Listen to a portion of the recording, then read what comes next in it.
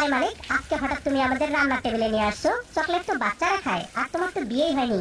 ও বুঝছি, বিয়ের আগেই ঘটনা ঘটাই ফেলছো।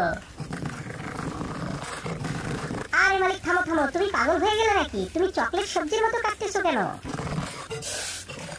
আরে মালিক, তুমি আমাদের কুচি কুচি করে কেটে চুলার উপরে বসালে কেন? তুমি কি আমাদের দিয়ে কোনো তরকারি বানাবে নাকি?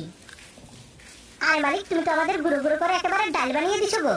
এই বাবুরা, তোমরা তাড়াতাড়ি ভিডিওটাতে লাইক দিয়ে চ্যানেলটা সাবস্ক্রাইব করে দাও তো। আরে মালিক, তোমার বাড়িতে কি পানি খাওয়ার কোনো গ্লাস নেই? তুমি বোতল কেটে গ্লাস বানিয়ে নিলে।